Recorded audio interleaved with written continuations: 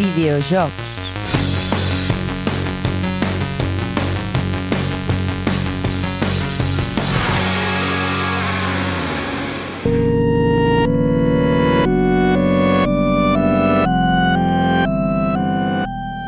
Un dia, un amic em va regalar el seu joc de Sonic i em va dir que ni se m'acudís jugar-lo. Òbviament, jo ho vaig fer tan bon punt vaig arribar a casa. Però de sobte, el logo de Sega, que normalment posava 1991, marcava 666. La música va canviar i en Sonic tenia els ulls negres i rejant sang.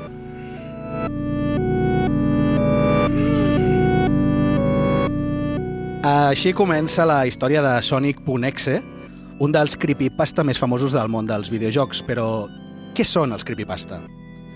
Són històries de terror i llegendes urbanes compartides mitjançant copy-paste, copiar i pegar, d'aquí ve el nom, als webs, mails, blogs, fòrums i xarxes socials. Bàsicament és el boca-orella del segle XXI. Segurament el Pol després ens parli de creepypastes del món online, però jo vull centrar-me en els que fan referència al dels videojocs. Llegendes sobre videojocs maleïts o elements secrets que algun jugador ha descobert per casualitat, que amb internet, les xarxes socials i la capacitat d'enregistrar i compartir vídeos de partides ha donat lloc a una comunitat creepypastera bastant fecunda.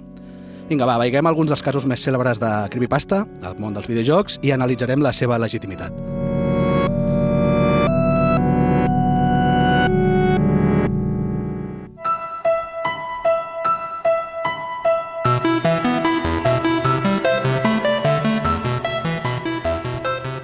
Portland, estat d'Oregon, als Estats Units, 1981.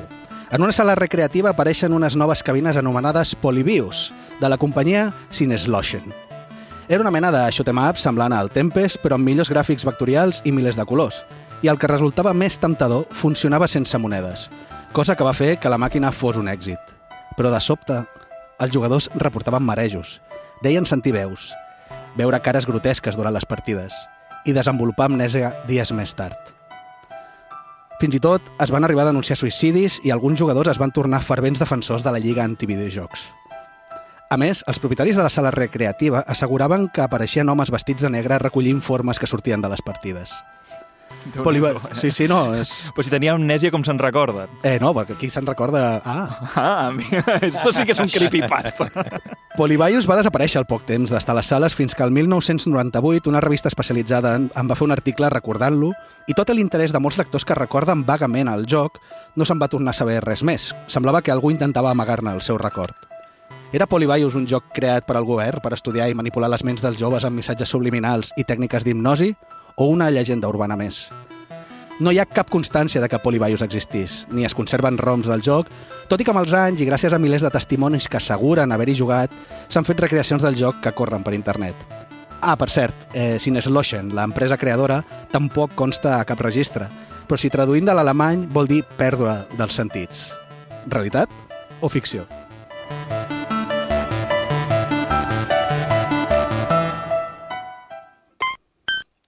Ay. Me están absorbiendo el cerebro. Si hi ha un joc que milions de nens als 90 van jugar va ser Pokémon.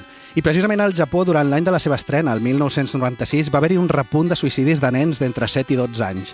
Fins a 200 casos, diuen algunes llengües. Després d'una investigació es va saber que l'únic tret en comú entre els nens era que jugaven a Pokémon i que va ser una cançó del joc la que va provocar els seus deliris, en concret aquesta cançó.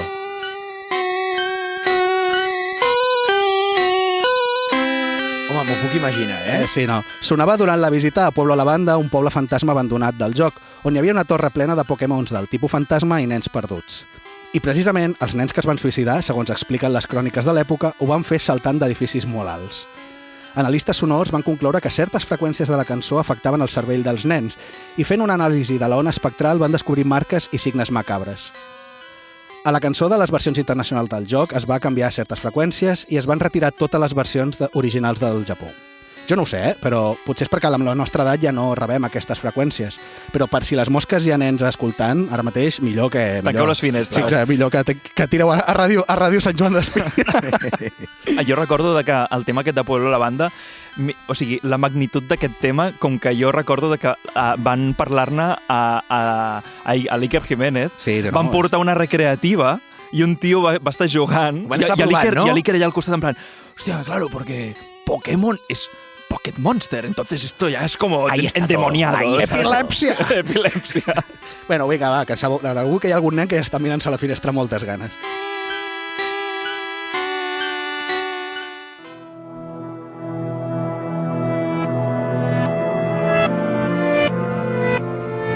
En 2010, Alex Hall, un estudiant universitari, va decidir rememorar vells temps de la Nintendo 64 i va anar a un mercadillo a comprar-se varis jocs de segona mà. Entre ells hi havia un sense etiqueta, però que posava escrit a boli Zelda Majora's Mask. Per començar, al cartutx hi havia una partida guardada del seu anterior usuari, un tal Ben. Ignorant aquella partida prèvia, l'Àlex decideix iniciar-ne una de nova amb el seu nom, però tots els personatges del joc el segueixen anomenant Ben. Estranyat, però creient que potser hi ha una lògica de programació al darrere de tot plegat, l'Àlex creu que esborrar la partida d'en Ben era la solució. El que va pensar a continuació el va deixar estupefacte. Frases del joc sense sentit, pantalles fora d'ordre, música distorsionada i l'aparició d'un personatge, amb l'aspecte d'en Link, el protagonista del joc, però amb la cara d'algú altre. I que quan intentaves interactuar-hi, penjava el joc deixant només una frase a la pantalla. You shouldn't have done that. No tendrías que haber hecho eso. Va decidir penjar tots els seus descobriments a YouTube i a 4chan, però al poc temps l'Àlex va desaparèixer del mapa. El seu company de pis va explicar que l'Àlex havia decidit marxar, deixant-li el joc i una còpia de totes les seves investigacions. Segons aquelles notes, l'Àlex havia descobert que en Ben, l'anterior propietari del joc, va morir ofegat mentre els abusons de la seva escola el maltractaven, i que aquell personatge misteriós era l'esperit d'en Ben, que va passar del joc a l'ordinador de l'Àlex i d'allà a internet, amb la intenció de venjar-se de tots els que li havien fet mal. Ara, en Ben corre lliure per la xarxa per fer pagar aquella injustícia. Un cartutx maleït? Un fantasma digital venjatiu? La veritat és que el relat i els vídeos de l'Àlex resulten molt convincents. No hi havia... Tu, Ferran, ho sabràs, no me'n recordo com es deia, però no hi havia un anime que es deia Experimental Lane o... Sí. No? Que passa una cosa... És semblant, no? Sí. No sé, o potser és inspirat d'això? Perquè era un company de classe, no?, que mor... Jo diria que Lane és anterior a això, eh? És anterior perquè això és de 2010. Vale. Perquè era, no, però espera, un company... és que tampoc sabem si això és cert o és fals, encara molt. No, vull dir, jo crec que és el joc que va inspirar l'Àlex, eh? Em sembla a mi.